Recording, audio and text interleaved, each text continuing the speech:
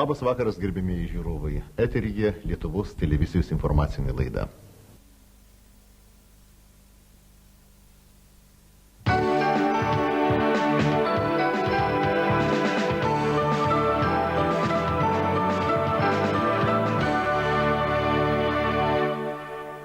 Labas vakaras. Sekmadienio kovo 26-osios panoramoje. Mechanikų direktorius nuoširdžiai papasakos apie savo servisą, kaip jie pavyko padaryti savo servisą favoritų mieste, papasakos apie savo kolektyvą, iššūkius ir krizės. Ir jūsų laukia dovanėlė interviu pabaigoje. Gero žiūrėjimo ir gero vakaro. Sveiki, mūsų LTV žiūrovai, šiandien lankomės pas mielą retro direktorių. Jo retro garaže, užduosim keletą klausimų, pastarausim, kaip jiems sekas ir taip toliau.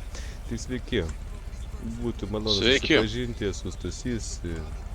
Koks jūsų vardas? Malonu, panas Stasy, būsiu Aleksas Kutvila, esu šio gražaus nuostabaus serviso retro savininkas ir direktorius. Malonu susipažinti. Klausykit, turiu tokį klausimą, kaip sugalvojot savo serviso pavadinimą? Tiesiog nuo senų laikų man patinka senos amerikietiškos mašinos.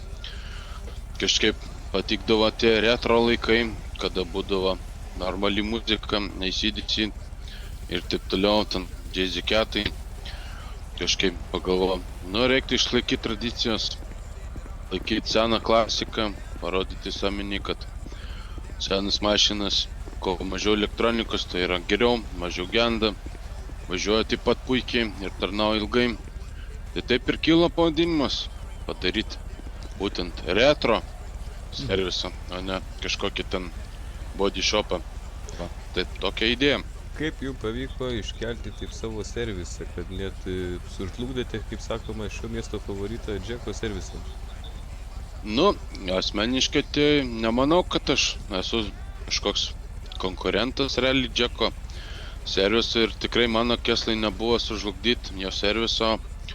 Pas mus yra kvalifikuoti mechanikai, mokėsi čia Miunchene, Vokietijai, tapo specialistais. Mes visi teikiame profesionalias paslaugas savo klientams, atsižvelgiame į jų lūkesčius, teikime viską kuo geriausiai ir kokybiškiausiai. Galbūt tas pastumėjo mūsų servisą pakilti į aukštesnį lygį.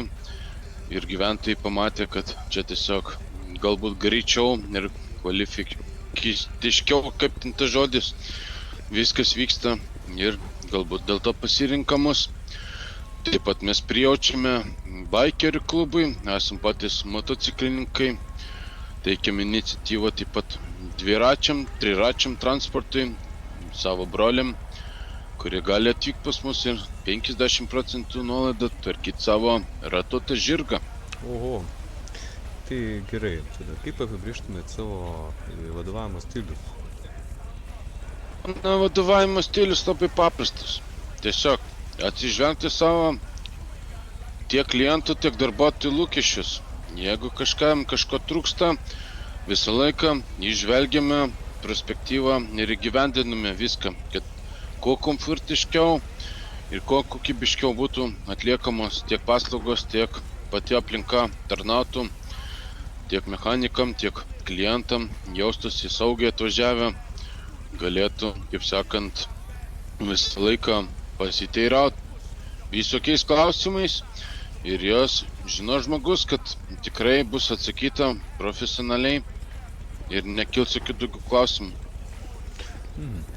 Ar neplanuojate didinti patalpų, nes kadangi matome čia vienas taisymo garažas ir dar dažymas? Matote, nuo pirmų dienų kažkaip aš jau įsimylėjau šitą vietą ir kol kas neplanuoju dar realiai plėstis, labai kad didinti patalpas, bet mano tikslas nėra, jeigu gyventojų kiekis padidėtų, sakykime, labai jau taip smarkiai link 200 kokių. Tai, sakykime, galbūt atsidarysiu ir didesnės patalpas. Nesvarstau čia keliauti į Los Andželą, į tą vietą, bet galbūt kažkur čia palėtų, sakykime, šitam kaimelį įsididinčiau didesnės patalpas, aptarnautume daug daugiau žmonių ir gal tada ir darbuotojų naujų, bandytume susirasti, siūstume į kvalifikacinį kursą, kad gautų licenciją, stipendijas visas, kaip sakant, būtų tapę profesionalus mechanikai, kurie yra pas mus dabar. Ar dėgiate naujas technologijas savo įmonėje? Mes dabar šiuo metu taikome iš Vokietijos su kontraktu Müncheno irgi taip pat atstovybę. Taikome naują dažymo sistemą, tai yra specialus dažymas, taip pat nano danga. Šiokią tokią ten eksperimentinę turim, bandom mašinas poliruot, plaut, kaip sakant, su chemijom tam tikrom, kad biškai ilgiau blizgesiukas ant mašinų būtų, kad uodukai, musės netaip į langus taškytųsi, ilgiau išliktų švara. Bandom pritaikyti kažkokias, kokios yra mum prisiekiamos, pasiekiamos ir įperkamos technologijos. Mes jas visą laiką faktas, kad bandysim įteikti gyventojams, jeigu jiems tiks ir jie naudosis tomis technologijomis. Jeigu tai bus nepelninga, tai matyt, kad kažką keisim gal. Bandysim su Japonija kažkokią intervenciją daryti, užsisakinėti kažką ir plėstis labiau į tą sritį, kad tobulėt ir tobulėt. Kaip vertinate darbo saugą ir kaip užtikrinate, kad jūsų įmonė laikytųsi saugos standartų?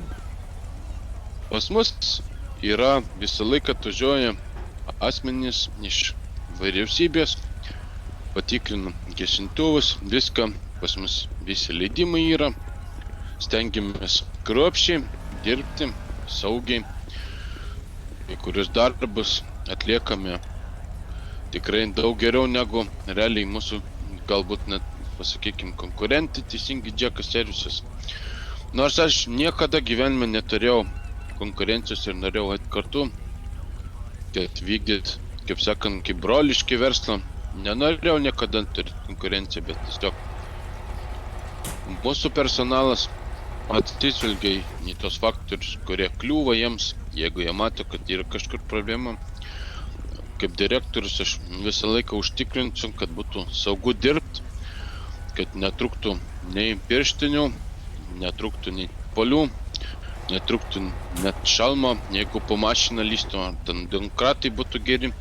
Mūsų technika visa, kuri naudojama garažė, yra patikrinta, sertifikuota Vokietijos asociacijos nuo Müncheno.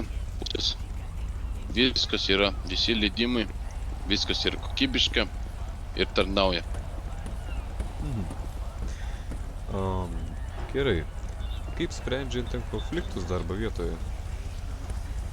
Pas mus konfliktų realiai nėra, nes pas mus realiai šitą mechaniką visą dabar, kaip sakyt, kolektyvas labiau kaip šeima. Mes esam nuo senų laikų iš Liberty City, New Yorko, to, kaip vadinamo, atkeliavę su mažom svajonėm, įsitvirtinam čia naisvo, su patirtimi, atidarėm servisą, ir bendraujam. Konfliktas, žiūrėkit, mušasi ten kažkas.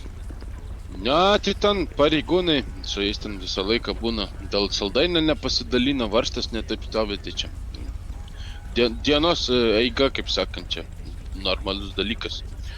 Bet su klientais tai visą laiką pavaišinam kavos, dar kažką pasiūlom, tai dėl tų aspektų niekad nekliūva kažkas. Ir tada dar vienas klausimėlis, kokius metodus naudojate, kad išlaikytumėte aukštą darbuotojų motyvaciją? Stengiuosi premijas mokėti, atsižvelgiu į darbuotojų planą, į aktyvumą, taip pat rengiam išvykas kažkokias, į gamtą visą laiką važiuojam, su motociklais tais prasukam. Daug veiklų visokiausių turime, kaip sakant, stengiamės sudominti darbuotoją, kad jisai visą laiką būtų kaip šokė, kaip pirmą dieną dirbdamas, kad jam viskas įdomu, kad nebūtų taip, kad sakytų, ten savaitės, kad jau man atsibodo, jau nebuvo tokio, net nei klausimo, nei teiginio. Kiekvienas mechanikas pas mus dirbdamas tik tais jaučia prioritetį, kad mašina, kuri važinėja šitos valstybės gatvėse, privalo atitikti aukščiausius standartus ir mes turim suteikti pagalbą, kad viskas būtų gerai, visi važiuotų, visi būtų patenkinti. Tai tuo mes principu ir vadovaujamės. Nu ir pabaigai gal galėtumėm kokie mūsų žiūrovom nuolaidėlė 10%. Tai žinoma, sakykim, 2 dienas taikyčiau tada nuolaidą. Jeigu pasakytumėt kodą naujokas 10, tai taikysim tada tos 10%. Labai Aišku, ačiū. bus taikoma tik tai kėbulo variklio darbam šitą nuolaidą, plus plovimui, kuris, aišku, irgi yra. Jeigu taisysite variklį ir kėbulą, nu arba kėbulą, arba variklį, kaip sakant, jau jums bus nemokamas plovimas automobilio ir galėsite spindančių savo ratuotų leninių žirgų važinėti gatvėmis ir sakys, o koks čia gražus nuplatas automobilis. Tai laukime, užsukite į retro servisą, aptarnausime, kaip sakant, aukščiausią kvalifikaciją jūs. Labai ačiū už puikų interviu, kaip sakant, girdėjom, kokią Ačiū jums. akciją, užsukite į retro servisą, viso